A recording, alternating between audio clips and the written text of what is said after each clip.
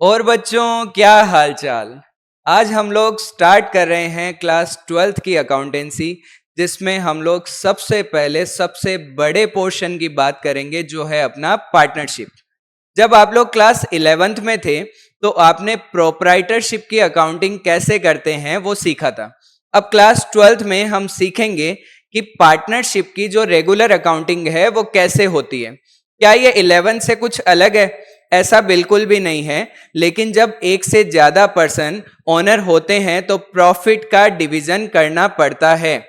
इसका मतलब ये हुआ कि क्लास 11th में जो journal entries, ledger posting, trial balance, trading account, profit and loss account, balance sheet जो भी हमने सीखा वो एज इट इज अप्लीकेबल रहेगा।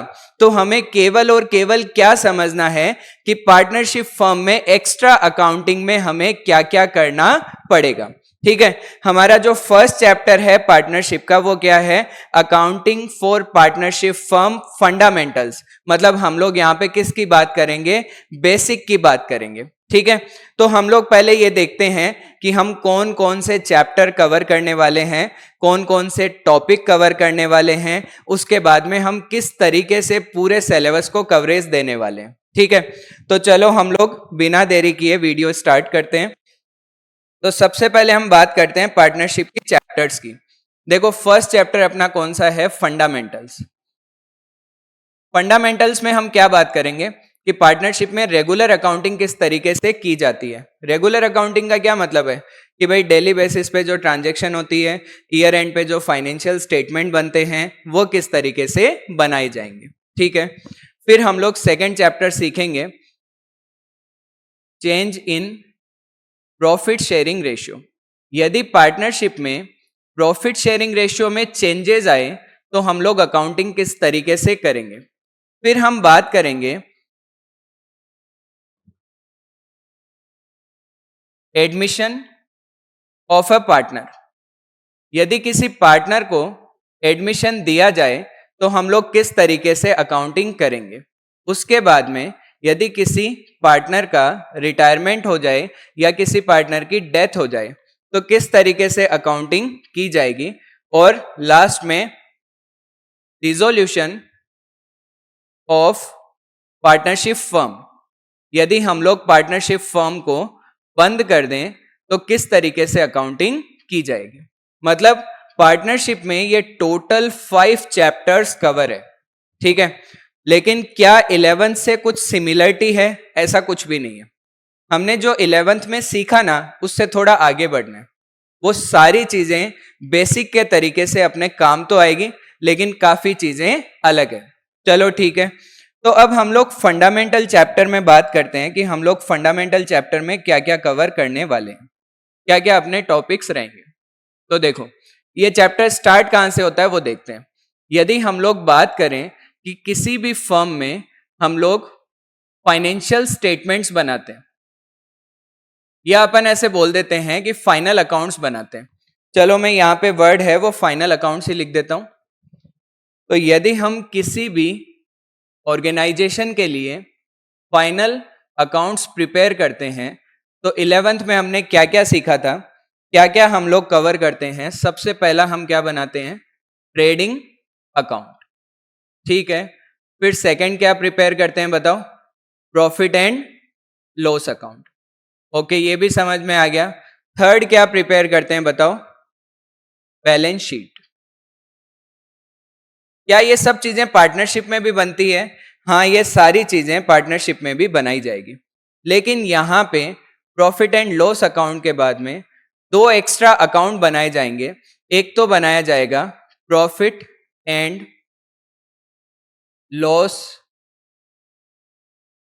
एप्रोप्रिएशन अकाउंट और दूसरा बनाया जाएगा पार्टनर्स कैपिटल अकाउंट।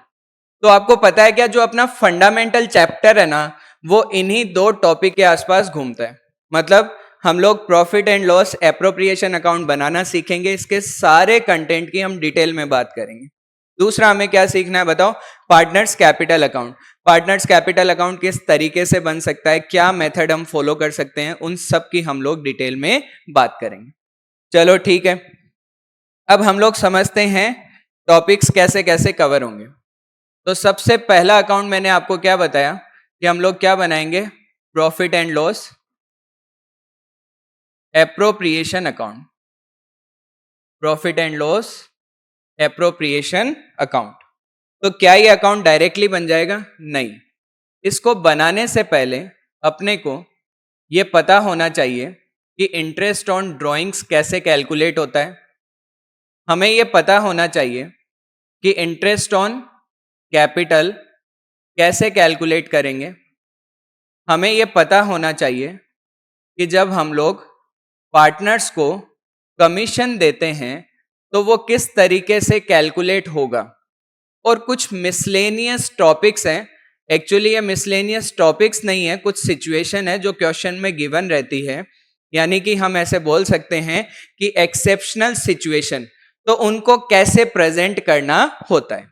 ठीक है, चलो तो हम लोग पी एंड एल एप्रो में इतने सारे टॉपिक कवर करेंगे, उसके बाद में proper P and L appropriation account बना पाएंगे। ठीक है, चलो सेकंड हम क्या सीखने वाले हैं बताओ।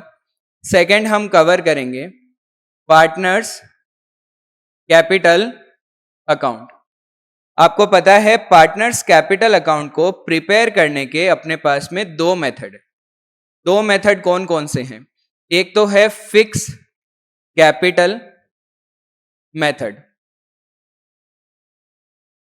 ठीक है, और दूसरा है फ्लक्चुएटिंग कैपिटल मेथड। अपने पास में पार्टनर्स कैपिटल अकाउंट को प्रिपेयर करने के लिए दो मेथड है। फिक्स कैपिटल मेथड में हम लोग दो अकाउंट प्रिपेयर करते हैं। एक तो बनता है पार्टनर्स कैपिटल अकाउंट और दूसरा बनता है पार्टनर्स करंट अकाउंट, ठीक है। लेकिन फ्लक्चुएटिंग कैपिटल मेथड में हम लोग एक ही अकाउंट बनाते हैं और वो कौन सा है? Partners capital. हमें क्वेश्चन में कोई भी इंफॉर्मेशन नहीं गिवन हो तो हमेशा फ्लक्चुएटिंग कैपिटल मेथड यूज करना है, फिक्स कैपिटल मेथड यूज करना है, ऐसी इंफॉर्मेशन क्वेश्चन में हमेशा गिवन रहेगी। और जब हम कैपिटल अकाउंट का फॉर्मेट समझेंगे तो हमें और अच्छे से ये सारी बातें समझ में आ जाएगी। ठीक है, तो इस चैप्टर में हमने दो टॉपिक देखे जो हमें कवर करने हैं। इसके अलावा हमें सीखना है rules applicable in the absence of partnership deed. यदि मान लो पार्टनरशिप डीड नहीं गिवन हो तो क्या क्या रूल्स अप्लीकेबल रहेंगे। ठीक है, तो सबसे पहली चीज आती है कि पार्टनरशिप डीड क्या होती है। फिर उससे पहला पॉइंट आता है कि पार्टनरशिप क्या होता है। देखो, पार्टनरशिप का नॉर्मल मीनिंग सबको पता है और वो ही इसका मीनिंग है। पार्टनरशिप एक्ट कौन सा लगता है? 1932, ठीक है। और पार्टनरशिप डीड क्या होती है? पार्टनर्स के बीच का एग्रीमेंट। मतलब मान लो दो लोग हैं जो मिलके कोई काम शुरू कर रहे हैं, उन्होंने पार्टनरशिप फर्म बनाई, ठीक है, तो उन दोनों के बीच में टर्म्स और कंडीशन जो है जिन पे वो एग्री हुए हैं वही उनकी क्या है बताओ? पार्टनरशिप डीड है। लेकिन मान लो हम पार्टनरशिप डीड नहीं बनाते हैं तो हमारे ऊपर क्या रूल्स अप्लीकेबल होंगे, ये पार्टनरशिप एक्ट 1932 ने ऑलरेडी हमें बता रखे हैं। मतलब या तो आप डीड में इन पॉइंट के बारे में कुछ भी लिख सकते हो, आप अपने खुद के पॉइंट बना सकते हो। यदि आपने नहीं बनाए हैं तो ये रूल्स आप पे डायरेक्टली अप्लीकेबल हो जाएंगे। ठीक है, तो ये रूल्स क्या क्या है हम लोग एक बार फटाफट देख लेते हैं। यदि पार्टनरशिप डीड नहीं बनी हुई है तो interest on capital, salary to partner, commission to partner, remuneration to partner. Remuneration क्या होता है? इन सबको कंबाइन करके हम रेम्यूनरेशन बोलते हैं। रेम्यूनरेशन टू पार्टनर, इनमें से कुछ भी प्रोवाइड नहीं किया जाएगा, नॉट टू बी प्रोवाइडेड। मतलब पार्टनरशिप डीड नहीं बनी हुई है, तो ना तो इंटरेस्ट ऑन कैपिटल देंगे, ना ही सैलरी देंगे, ना ही किसी पार्टनर को कमीशन देंगे, ना ही किसी पार्टनर को रेम्यूनरेशन दिया जाएगा। चलो ठीक है। Second point, interest on drawings. जो इंटरेस्ट ऑन ड्रॉइंग्स है वो चार्ज नहीं किया जाएगा, नॉट टू बी चार्ज्ड। मतलब आपसे इंटरेस्ट ऑन ड्राइंग भी नहीं लिया जाएगा, ना तो आपको इंटरेस्ट ऑन कैपिटल देंगे, ना ही आपसे इंटरेस्ट ऑन ड्राइंग लेंगे। हम लोग जो भी अकाउंटिंग की बात कर रहे हैं वो फर्म के पॉइंट ऑफ व्यू से बात कर रहे हैं, ना कि पार्टनर के पॉइंट ऑफ व्यू से। ये बात आपको ध्यान रखनी है। चलो ठीक है। Third point, interest on partners loan. Firm को पैसे की जरूरत पड़ी, यदि कोई पार्टनर है जो फर्म को लोन दे सकता है, तो हम पार्टनर से भी तो लोन ले सकते हैं, उसमें क्या प्रॉब्लम है? ठीक है, जैसे हम किसी और पर्सन से लोन लेते हैं, इंटरेस्ट पे करते हैं, वैसे ही हम पार्टनर से लोन लेके उसे भी तो इंटरेस्ट पे कर सकते हैं। ठीक है, तो या तो पार्टनरशिप डीड में रेट लिखी हुई होगी, रेट नहीं लिखी हुई होगी तो क्या रेट अप्लीकेबल रहेगी? 6% पर एनम। फोर्थ पॉइंट, जो इनका प्रॉफिट शेयरिंग रेशियो है, प्रॉफिट शेयरिंग रेशियो, वो क्या रहेगा? Equal.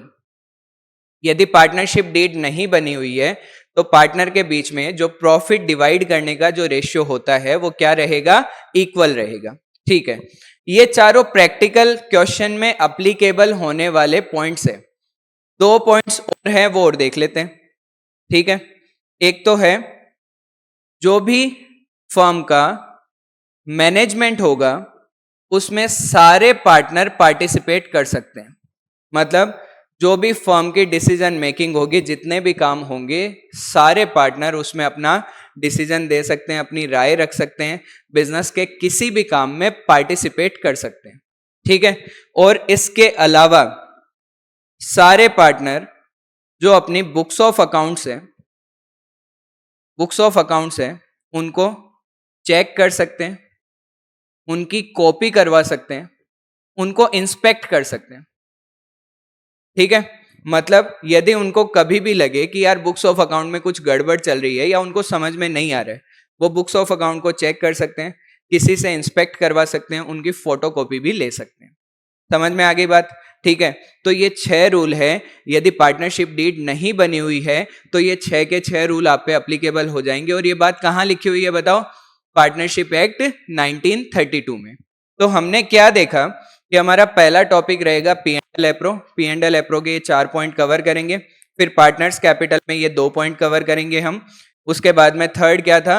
Rules applicable in the absence of partnership deed, जो हम ऑलरेडी कवर कर चुके हैं। ठीक है, इसके अलावा point number 4, adjustment in closed accounts. हमने बुक्स ऑफ अकाउंट्स बंद कर दी। बंद करने के बाद में हमें पता चला कि नेक्स्ट ईयर हमें पता चला कि कोई मिस्टेक रह गई। उस मिस्टेक को हम कैसे रेक्टिफाई करें, किस तरीके से हम लोग अपने बुक्स ऑफ अकाउंट में एडजस्टमेंट करें। ठीक है, वो हम सीखेंगे। और last, guarantee to a partner. हम लोग कई बार पार्टनरशिप में नए पार्टनर को लेके आते हैं, उसे मिनिमम प्रॉफिट की गारंटी देते हैं। हम उसे ये बोलते हैं कि यार तू तो हमारे साथ आ जा, तुझे मिनिमम हम इतना प्रॉफिट हर साल दे देंगे, चाहे हमें प्रॉफिट कम हो, ज्यादा हो, हमें लॉस हो। ऐसा हम क्यों करते हैं? क्योंकि उस पर्सन की अपने बिजनेस को जरूरत है। ठीक है, तो गारंटी के क्वेश्चन कैसे सॉल्व करने हैं, किस तरीके से उसमें एंट्रीज पास करनी है, वो हम सीखेंगे। ये इस पूरे चैप्टर का मैप है जो हम लोग कवर करने वाले हैं। और ऑलरेडी एक टॉपिक हम कवर कर चुके हैं, rules applicable in the absence of partnership deed.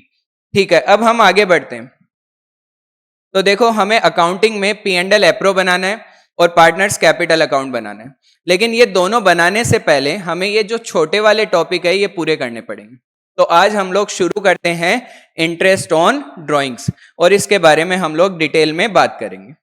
चलो, इंटरेस्ट ऑन ड्राइंग की जितनी भी पॉसिबिलिटीज है ना, वो मैं आपको पूरी कवर करवा दूंगा। Interest on drawings. चलो पहले इस टॉपिक के बारे में समझते हैं। ड्राइंग्स क्या होता है? जब भी ओनर अपने पर्सनल यूज के लिए बिजनेस से कुछ भी विड्रॉ करता है तो उसे ड्राइंग्स बोलते हैं। इस पे इंटरेस्ट क्यों चार्ज करना चाहिए उसका रीजन समझाता हूं। मान लो 3 पार्टनर है, ए बी एंड सी, ठीक है। उनमें से एक पार्टनर है जिसकी फाइनेंशियल कंडीशन ठीक नहीं है और उसे जब भी जरूरत होती है वो फर्म से पैसे विड्रॉ करता है। तो बाकी जो दोनों पार्टनर है वो क्या सोचेंगे कि यार ये तो ड्राइंग्स करता जा रहा है और हमें जरूरत नहीं है इसलिए हम नहीं कर रहे, लेकिन हम भी क्या करेंगे, इसके बराबर ड्राइंग्स करेंगे। सब में कंपटीशन की भावना आ जाती है कि यार ये ड्राइंग कर रहा है तो मैं भी कर लेता हूं। लेकिन उसी ड्राइंग पे यदि इंटरेस्ट लग रहा होगा तो कोई भी एक्सेस विड्रॉ नहीं करना चाहेगा और बाकी पार्टनर को प्रॉब्लम भी नहीं रहेगी। क्यों रहेगी प्रॉब्लम? इंटरेस्ट भी तो मिल रहा है फर्म को, ठीक है। तो इंटरेस्ट ऑन ड्राइंग जनरली इसीलिए हमें चार्ज करना चाहिए। चलो ठीक है, अब हम इंटरेस्ट ऑन ड्राइंग्स टॉपिक को 2 पार्ट में डिवाइड करते हैं। 2 पार्ट क्या है? सबसे फर्स्ट पार्ट है सिंगल ड्राइंग, मतलब क्वेश्चन में एक ही ड्राइंग की अमाउंट बताई हुई है। और सेकंड पार्ट में हम लोग कवर करेंगे मल्टीपल ड्राइंग्स, मतलब एक से ज्यादा बार हमने ड्राइंग कर रखा है, ठीक है। तो पहले हम कौन सा टॉपिक कवर कर रहे हैं? Single drawings. इसमें क्या क्या पॉसिबिलिटीज है उन सब की हम लोग अभी डिटेल में बात करेंगे। चलो ठीक है। सिंगल ड्राइंग में इंटरेस्ट ऑन ड्राइंग कैलकुलेट कैसे होगा? तो interest on drawing equal to amount of drawing multiply by rate upon 100 multiply by time period upon 12। इसका मतलब यह हुआ कि सिंगल ड्राइंग में इंटरेस्ट ऑन ड्राइंग कैलकुलेट करने के लिए हमें सिंपल इंटरेस्ट का फॉर्मूला लगाना है। सिंपल इंटरेस्ट का क्या फॉर्मूला होता है? PRT, principal multiply by rate upon 100 multiply by time period upon 12। यदि डेज में है तो डिवाइड में 365 कर देंगे। चलो ठीक है, तो यहाँ पे वही तो फॉर्मूला अप्लीकेबल हो रहा है, कुछ अलग थोड़ी किया अपन ने।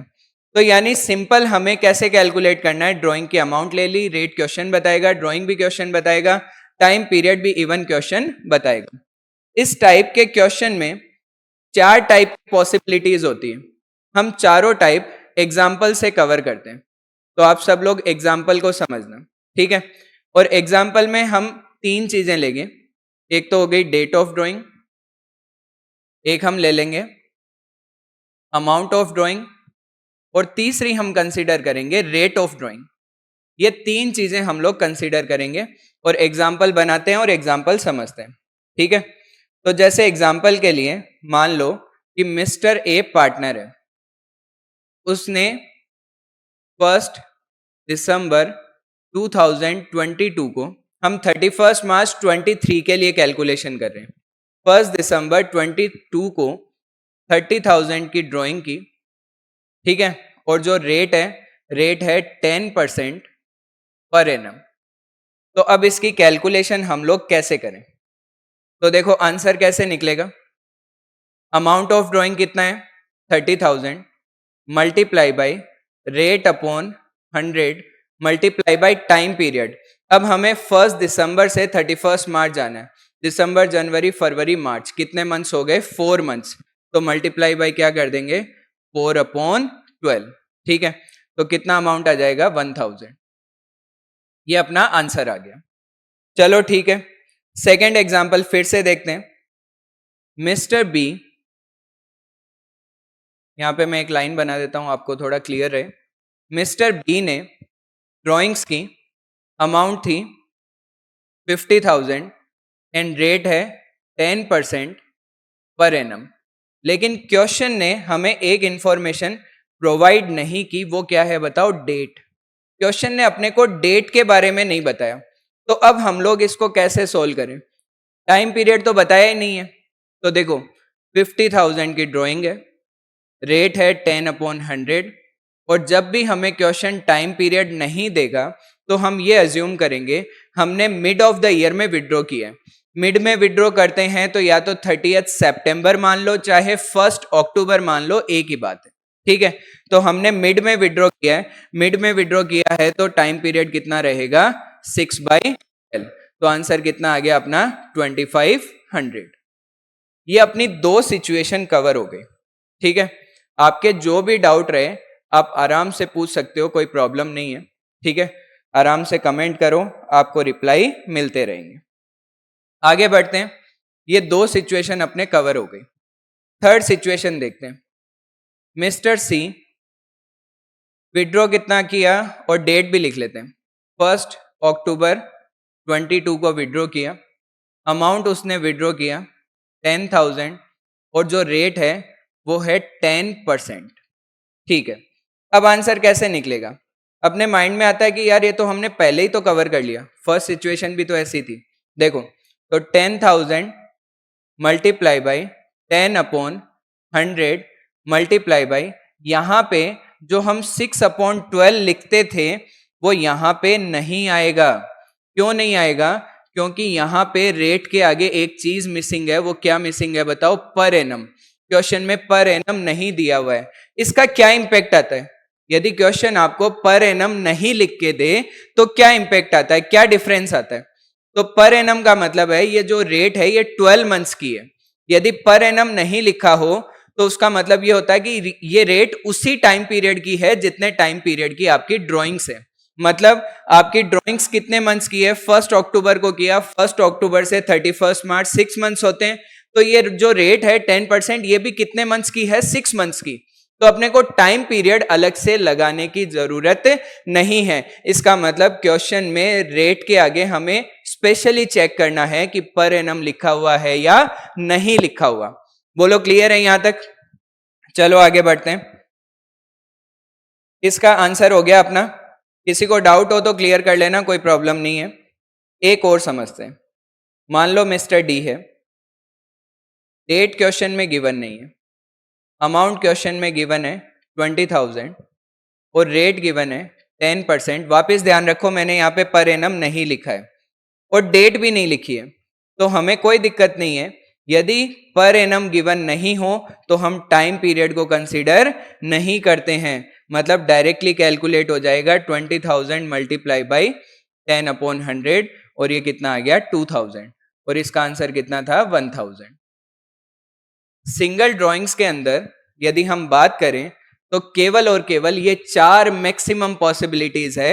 आप कोई भी क्वेश्चन उठा के देख लो, इससे बाहर आपको कुछ भी नहीं मिलेगा यदि सिंगल अमाउंट ड्राइंग की है तो, ठीक है। आराम से आप क्वेश्चन कर सकते हो, कोई प्रॉब्लम नहीं है। तो अब हम किसकी बात करते हैं बताओ? अब हम बात करेंगे मल्टीपल ड्राइंग्स की। अब हम किसकी बात करेंगे? मल्टीपल ड्राइंग्स की। कि मल्टीपल ड्राइंग्स के केस में किस तरीके से कैलकुलेशन होती है, कौन कौन से मेथड अप्लीकेबल होते हैं, उन सब के बारे में हम लोग समझेंगे। चलो ठीक है, यहां पे अब हम देखना स्टार्ट करते हैं। देखो, जब भी हम मल्टीपल ड्राइंग्स करते हैं तो अपने सामने आते हैं दो मेथड। दो मेथड कौन कौन से हैं? एक तो मेथड अप्लीकेबल होता है प्रोडक्ट मेथड, एक तो अप्लीकेबल होता है प्रोडक्ट मेथड, और दूसरा कौन सा अप्लीकेबल होता है बताओ? Average method. Average method. तो यानी कि जब भी हम लोग मल्टीपल ड्राइंग मतलब एक से ज्यादा ड्राइंग की बात करेंगे तो अपने सामने दो मेथड आ जाएंगे। कौन कौन से आ जाएंगे? एक तो आएगा प्रोडक्ट मेथड और दूसरा कौन सा आएगा बताओ? Average method. लेकिन कब कौन सा लगाना है, ठीक है, तो पहले वो समझते हैं। देखो, यदि हम लोग same amount plus same interval से विड्रॉ करते हैं तो हमारे ऊपर एवरेज मेथड अप्लीकेबल रहेगा, अदरवाइज हमारे ऊपर प्रोडक्ट मेथड अप्लीकेबल रहेगा। यदि कोई भी पर्सन, कोई भी partner same amount same interval से, इस बात का मतलब क्या है? मान लो कोई पार्टनर एक फिक्स डेट को हर महीने एक फिक्स अमाउंट विड्रॉ करता है, जैसे मान लो हर महीने की 1 तारीख को 5,000 रुपए विड्रॉ करता है, ठीक है। या फिर हर मंथ की 15 को 10,000 विड्रॉ करता है, ठीक है, या फिर हर क्वार्टर में एक फिक्स डेट को एक फिक्स अमाउंट विड्रॉ करता है, तो कौन सा मेथड अप्लीकेबल रहेगा बताओ? Average method. लेकिन यदि अमाउंट चेंज है या फिर इंटरवल चेंज है, मतलब या तो हर एक महीने से विड्रॉ तो कर रहा है लेकिन डेट अलग अलग आ रही है, ठीक है, या फिर अमाउंट अलग अलग आ रही है, तो उस सिचुएशन में कौन सा मेथड अप्लीकेबल होगा? Product method. और अभी हम लोग प्रोडक्ट मेथड के बारे में थोड़ी डिटेल में बात करने वाले हैं, ठीक है। पहले मैंने आपको ये बताया कि इंटरेस्ट ऑन ड्राइंग क्या होता है, यदि सिंगल ड्राइंग करते हैं तो कैलकुलेशन कैसे होती है। मल्टीपल ड्राइंग्स के दो मेथड है, प्रोडक्ट एंड एवरेज। प्रोडक्ट कब लगेगा? जब या तो अमाउंट सेम नहीं हो या फिर इंटरवल सेम नहीं हो, तो कौन सा मेथड अप्लीकेबल हो जाएगा? Product method. तो चलो हम लोग प्रोडक्ट मेथड के बारे में डिटेल में बात करते हैं। प्रोडक्ट मेथड, इसका हम एक पूरा एग्जाम्पल भी सॉल्व करेंगे। तो प्रोडक्ट मेथड हमें फॉर्मूला बताता है कि इंटरेस्ट ऑन ड्राइंग्स कैसे कैलकुलेट कर सकते हो। तो इसका फॉर्मूला है sum of product multiply by rate upon 100 multiply by, ये लास्ट में ध्यान रखना, ये भूल जाते हैं, 1/12। इस 1/12 का क्या रीजन है, क्यों अप्लीकेबल करते हैं, वो सब चीजें अभी हम एक एग्जाम्पल के थ्रू समझते हैं, ठीक है। तो प्रोडक्ट मेथड में क्या होगा, जब भी प्रोडक्ट मेथड का क्वेश्चन आएगा अपने सामने, तो अपने को क्वेश्चन में पहले से इंफॉर्मेशन गिवन रहेगी। क्या गिवन रहेगी? दो इंफॉर्मेशन, डेट ऑफ ड्राइंग्स, एक तो क्वेश्चन आपको बताएगा कि हमने कब विड्रॉ किया, और दूसरा क्या गिवन रहेगा? Amount of drawings. क्या गिवन रहेगा बताओ? Amount of drawings. ये दो चीजें अपने को क्वेश्चन में गिवन रहेगी। तो चलो पहले हम क्वेश्चन बना लेते हैं। मान लो 30 अप्रैल को 1000 रुपीज, और 1 जुलाई को 2000, 30 सितंबर 5000, 1 दिसंबर 3000, 31 जनवरी 2000 एंड 31 मार्च, ठीक है, 3500। ये अपने को क्वेश्चन में गिवन है कि डेट ऑफ ड्राइंग क्या है और अमाउंट ऑफ ड्राइंग क्या है। इसके अलावा क्वेश्चन आपको बताएगा कि इंटरेस्ट ऑन ड्राइंग की रेट क्या है, तो हम एग्जांपल के लिए ले लेते हैं 12% पर एनम। ये अपनी क्या है? इंटरेस्ट ऑन ड्राइंग की अमाउंट। अब हमें क्या कैलकुलेट करना पड़ेगा? हमें क्या चाहिए? प्रोडक्ट, और प्रोडक्ट से पहले हमें निकालना पड़ेगा टाइम पीरियड, ठीक है। तो हम लोग सबसे पहले क्या निकालेंगे? टाइम पीरियड, और फिर क्या निकालेंगे बताओ? प्रोडक्ट, ठीक है। टाइम पीरियड कैसे निकलेगा और प्रोडक्ट कैसे निकलेगा देखते हैं। जो डेट ऑफ ड्राइंग है वहां से हमें जाना है ईयर एंड तक। ईयर एंड कब होता है बताओ? 31 मार्च, ठीक है ना।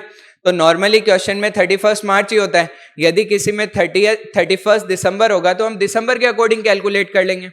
तो हमारी डेट ऑफ ड्राइंग क्या है? 30 अप्रैल। यहां से 31 मार्च में कितने मंथ्स होते हैं? तो 11 मंथ्स होते हैं, ठीक है। 1 जुलाई से कितने होते हैं बताओ? 9 मंथ्स होते हैं। 30 सितंबर से कितने होते हैं? 6 मंथ्स होते हैं। 1 दिसंबर से कितने होते हैं? 4 मंथ्स। 31 जनवरी से कितने होते हैं? 2 मंथ्स। 31 मार्च से कितने होते हैं? 0 मंथ, ठीक है। तो हम इस टेबल को नाम दे देते हैं, जैसे मान लो ये है ए और ये है बी, और टाइम पीरियड को हम दे देते हैं सी, प्रोडक्ट को दे देते हैं डी। तो डी कैसे कैलकुलेट होगा? B multiply by C. B and C को मल्टीप्लाई करेंगे, डी आ जाएगा। मतलब हमें अमाउंट और टाइम पीरियड को मल्टीप्लाई करना है। 1000 इंटू 11 कितना हो गया? 11,000। 2000 into 9 18,000। 6000 into 5 30,000। 3000 into 4 12,000। 2000 into 2 4,000। 3500 into 0 0। और इन सब का हम क्या कर लेंगे बताओ? टोटल कर लेंगे। 71 75। टोटल कितना आ गया बताओ? 75,000। अब हमें फॉर्मूला लगाना है। फॉर्मूला क्या है? Sum of product. तो सम ऑफ प्रोडक्ट बताओ कितना है? 75,000 multiply by rate upon 100। Rate कितना है? 12 अपॉन 100। और मल्टीप्लाई किससे कर देंगे बताओ? 1/12 से। हमने पता है क्या किया, जितनी अपनी ड्राइंग्स थी ना उनको हमने 12 मंथ के इक्विवेलेंट कर लिया, इसलिए हम लोग क्या करते हैं लास्ट में 1/12 का यूज करते हैं, ठीक है। और ये ध्यान रखना, बच्चे एग्जाम में यही चीज भूल जाते हैं, इंटरेस्ट ऑन ड्राइंग का प्रोडक्ट मेथड लगाते हैं, 1/12 लगाना भूल जाते हैं, ठीक है। तो इसको हम लोग सॉल्व कर लेते हैं, कितना आएगा 750। तो अपना इंटरेस्ट ऑन ड्राइंग कितना आ गया 750, ठीक है। तो हमने इंटरेस्ट ऑन ड्राइंग में सिंगल ड्राइंग का पूरा कवर कर लिया, मल्टीपल ड्राइंग्स के अंदर फर्स्ट मेथड जो था प्रोडक्ट मेथड वो हमने कवर कर लिया। अब हम लोग नेक्स्ट वीडियो में बात करेंगे कि हम लोग interest on drawing average method से कैसे कैलकुलेट कर सकते हैं, प्लस हम लोग क्वेश्चंस की प्रैक्टिस करेंगे, ठीक है।